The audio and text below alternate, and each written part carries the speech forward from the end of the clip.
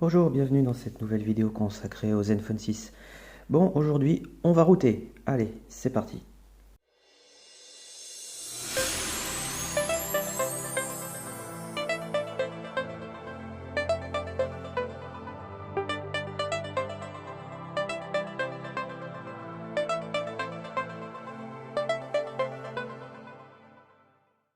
Alors, j'ai téléchargé sur le site d'Asus, j'ai téléchargé l'utilitaire qui va permettre de déverrouiller le bootloader. Voilà, il se trouve ici. Alors, ce que je vais faire ici, de toute façon, on va annuler la garantie du téléphone puisque Asus ne prend pas en charge les téléphones dont le bootloader a été déverrouillé. Je tiens aussi à préciser que tout ce que je fais est à titre informatif. Si vous voulez le faire, libre à vous. Maintenant, s'il y a un problème avec votre appareil, je n'en suis nullement responsable. Vous savez ce que vous faites. Vous pouvez casser le téléphone. Ça m'est arrivé déjà une fois avec un Asus. Donc sachez que ce n'est pas sans risque. Maintenant, on va essayer de faire le mieux possible pour y arriver sans se tromper. Alors, première chose, eh ben, on va déjà installer l'application. Alors, je vous avoue que cette manipulation, je ne l'ai encore pas faite. Je la fais en direct avec vous. Alors, là, ils me disent que le contrat, voilà. Et nanana, reconnaissez expressement aujourd'hui compris, contrat 38, et nanana. Voilà.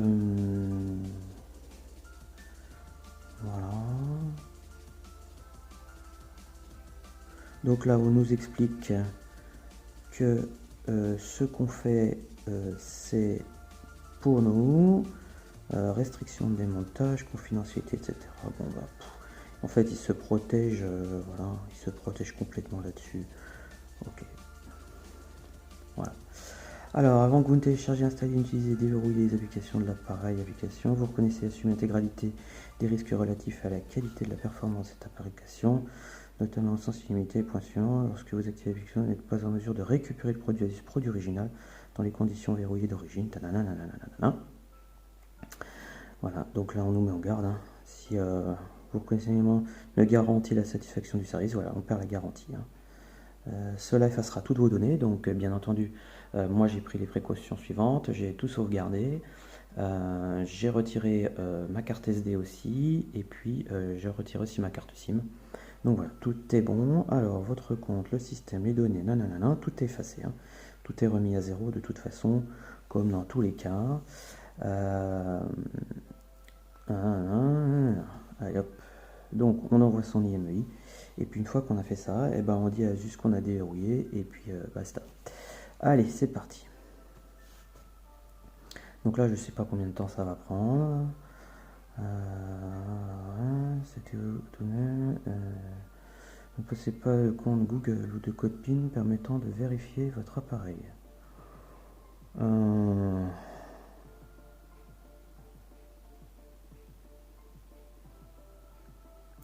Oui, les os, hein, tant pis. Hop. Donc voilà, c'est parti. Donc là, le téléphone va redémarrer. Je pense qu'il va passer par le recovery pour effacer complètement les données.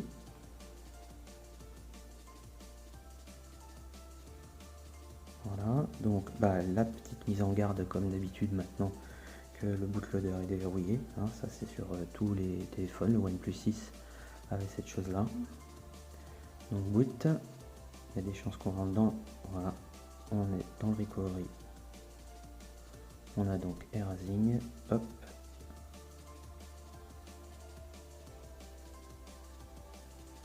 Et il redémarre. Donc tout se passe comme d'habitude. Et normalement là, on a le boot de démarrage.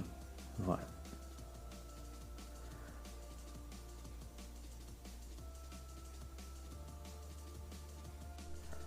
Alors, on a un téléphone qui est maintenant tout propre. J'ai pris le temps de réinitialiser tout le téléphone et puis de rentrer mes identifiants.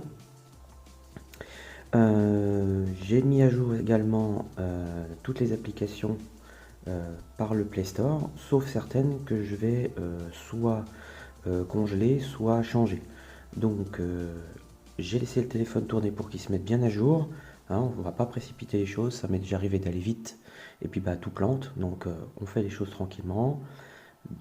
J'ai remis mes comptes, j'ai mis à jour le téléphone, j'ai pas réinstallé les autres applications, ça va être inutile. Et puis après, ce qu'on va faire, on va aller checker donc la version ici du système. Donc il faut aller dans paramètres, système. Et puis ici, on a déjà des informations. On va aller à propos du Zenfone 6. Et puis ici, on voit que là, voilà, information logicielle. Je suis en gna gna gna gna et point 174. Voilà. Donc ça, c'est la dernière version avec le correctif du 1er juin. Si on veut aller un petit peu plus loin, et on s'en servira après, mais on peut très bien aller ici, et puis appuyer 7 fois sur numéro de build, 1, 2, 3, 4, 5, 6, 7, et vous êtes désormais un développeur. Donc, on a le menu options pour les développeurs qui vient d'apparaître. Voilà, ça c'est quelque chose qui est bien de connaître hein, pour la suite des opérations. Petite chose importante, je n'ai rentré ni mot de passe, ni code PIN, ni schéma, ni empreinte. Ça, on le fera après. Parce qu'après, ça va nous ennuyer quand on va vouloir aller sur le TWRP. Donc, on le fera après. Pour l'instant, le téléphone est mis à jour. Il y a le compte. J'ai mis à jour depuis le Play Store ce qui m'intéressait, ce qui était déjà dans le téléphone, et c'est tout. Je le laisse tourner. Je l'ai même rechargé à 100%. Voilà. Alors, on va passer sur l'ordinateur, parce que maintenant, on va donc injecter le TWRP. Pour ce faire, j'ai mis les fichiers nécessaires dans ma carte SD, c'est-à-dire le fichier d'install du TWRP, et puis Magisk. Vous les trouverez dans les commentaires de cette vidéo. Et puis je vais vous dire comment on fait. Alors, on passe sur l'ordinateur. Voilà. Quick. Voilà. Alors, j'ai ouvert mon menu, mon dossier ADB. Pareil, je vous mettrai le fichier d'installation de ADB dans les liens de la vidéo. Ça vous permettra vous de l'installer. Voilà. Alors, première chose, ce qu'on va faire, on va donc prendre le téléphone et puis on va l'éteindre. Voilà, bouton power et je fais éteindre. Appuyez pour éteindre, quick. Voilà, il est éteint. Et puis ensuite, je vais démarrer en bootloader. Alors pour faire ça, j'appuie sur la touche volume plus, je la maintiens appuyée. Et puis j'appuie sur le bouton power que je maintiens aussi appuyé. Voilà. Alors pour défiler dans le bootloader, eh ben, on a les touches de volume plus et moins. Et puis pour valider, on utilise la touche power. Mais on fera rien de ça. On va laisser le téléphone comme ça. On va brancher le câble USB à l'ordinateur. Et maintenant au téléphone. Crac. On pose le téléphone. On va lancer une invite de commande dans ADB. Alors on appuie sur la touche Maj du clavier, le clic droit de la souris et on fait ouvrir une fenêtre de commande ici. Moi je suis sous Windows 8. Sous Windows 10 c'est à peu près la même chose sauf qu'il y a des petites choses à rajouter. Vous chercherez sur internet, c'est légèrement différent. Alors j'ai préparé la ligne de commande ici. Donc ça s'appelle Fastboot boot TWRP nanana. Donc ça c'est le TWRP qui est sur XDA. Donc le fichier image, le fichier .img, je l'ai mis dans le dossier d'ADB. Et le fichier .zip, on le met dans la carte SD du téléphone, ainsi que la version install de Magisk. Alors qu'est-ce qu'on fait? On va copier cette ligne de commande.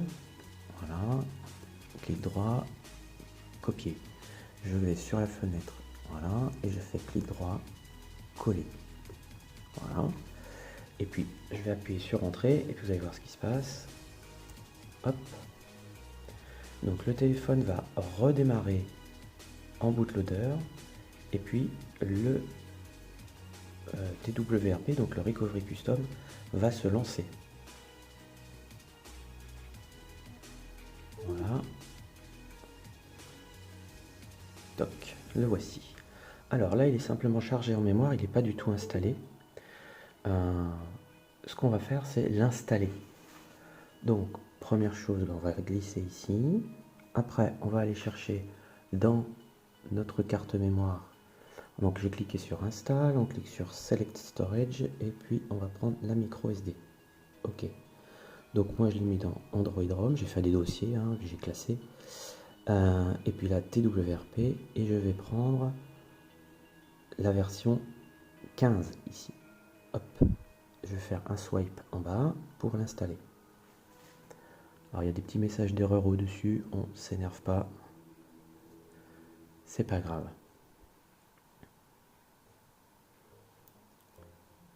Voilà, il est installé.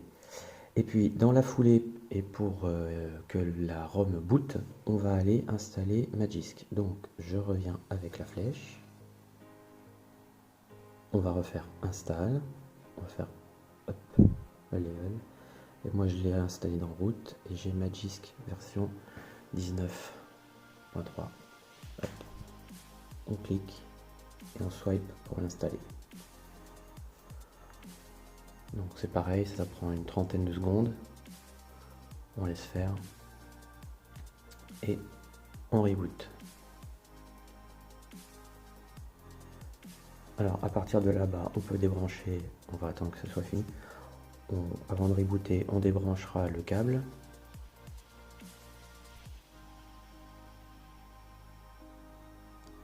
Et puis on verra ce qui se passe après, par la suite.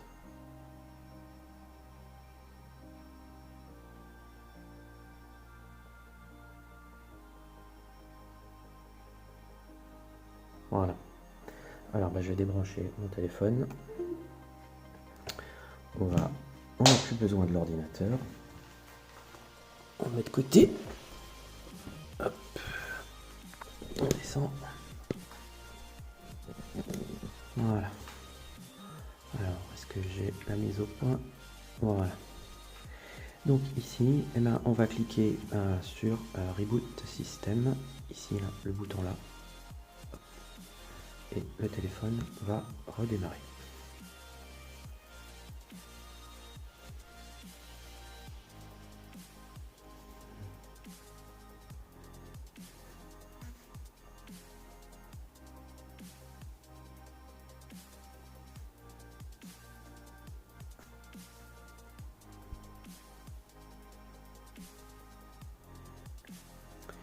Voilà.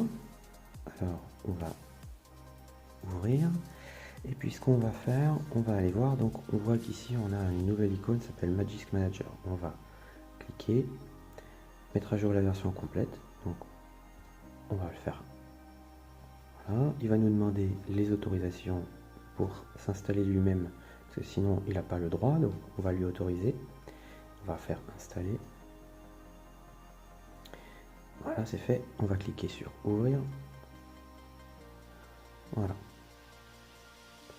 Alors on va faire non merci, parce qu'en fait là il veut s'installer en version bêta, enfin une version ici, c'est ici, voilà, la version débuggée. Il faut surtout pas la prendre, il faut prendre la version stable.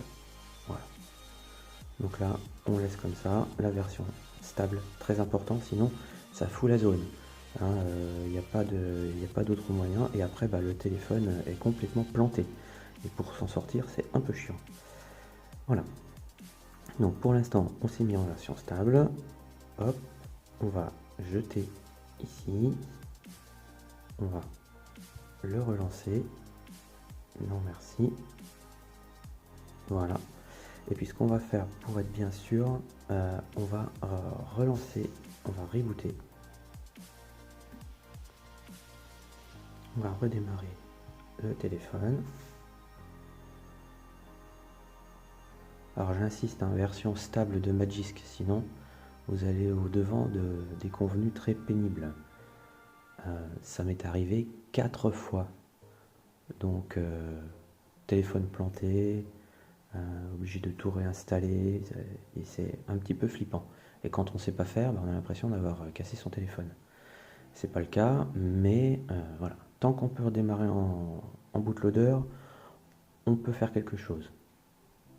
Mais voilà. Alors, hop. Bien. Alors, voyons voir ce Magisk, ce qu'il nous raconte. Bon, il veut le faire, on va le faire.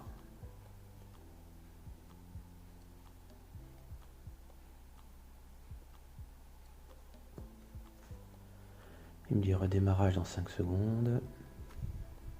Voilà.